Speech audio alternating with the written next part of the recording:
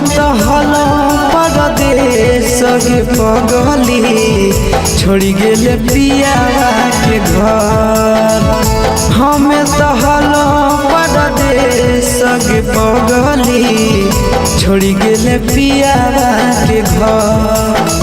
तोने को न कहले हमर आवे के सबर, तोने को न कहले हमर आवे के सबर।